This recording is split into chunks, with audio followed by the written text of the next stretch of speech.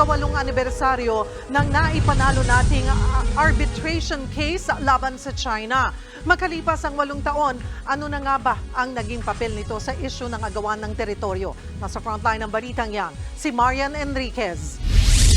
Malayo pa pero malayo na. Ganito inilarawan ng mga nagsampa noon ng kaso sa Permanent Court of Arbitration ang ika-8 anibersaryo ng pagkapanalo ng Pilipinas ng Arbitral Award noong 2016. Pinawalang bisa ng ruling ang 9-dash line claim ng China na halos sakupi ng buong South China Sea. Bagamat isinantabi ng maging mas malapit sa China ang dating Administrasyong Duterte, ipinagmalaki pa rin ng isa sa mga naghain ng kaso noong 2013 na si retired Senior Associate Justice Antonio Carpio na malaki ang naitulong ng Arbitral Award sa pagpalag ngayon ng Pilipinas sa pambubuli ng China. At least now, the naval powers of the world are supporting us, the U.S. and its allies.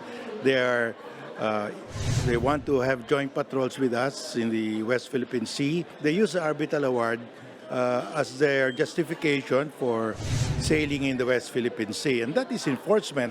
Taong 2013 nang sampahan ng administrasyon ni dating Pangulong Noynoy Aquino ang China sa Permanent Court of Arbitration. Inabot man ng 3 taon ang desisyon, nakatulong daw ito para mamulat ang mga ordinaryong Pilipino sa isyu ng agawan ng teritoryo. Sa lahat ng surveys ay maraming mga Pilipino, overwhelmingly, ay critical sa China, critical sa kanilang aggression sa ating EEZ at handang labanan ng China. So merong emerging patriotism na ngayon lang nagsimula kumpara nung panahon ni Digong.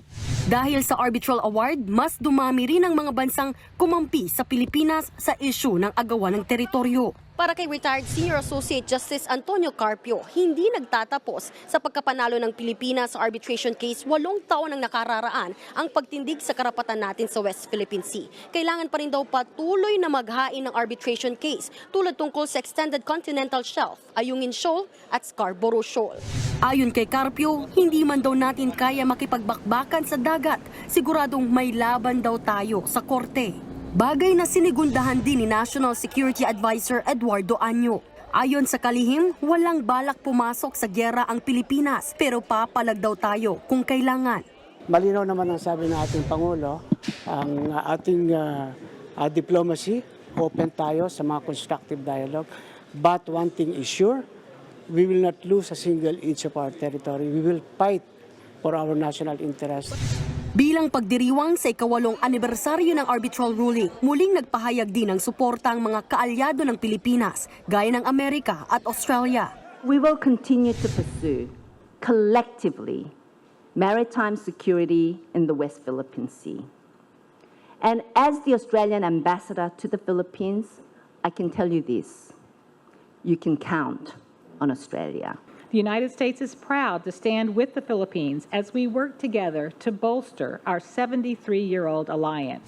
Kamakailan lang lumagda na rin ng Reciprocal Access Agreement ang Pilipinas sa Japan. Masusundan pa raw yan ng kasunduan naman sa France. Pero habang dumarami ang kakampi ng Pilipinas, lalo itong hindi ikinatutuwa ng China. Nag-iengganyo lang daw kasi ito ng gulo. Nagbabalita mula sa Frontline, Marian Enriquez, News 5. Mga kapatid, Cheryl Cosim po, huwag maging huli at maging una sa lahat sa balitaan. Para sa tuloy-tuloy na talakayan sa Frontline, mag-follow at mag-subscribe sa social media pages ng News 5.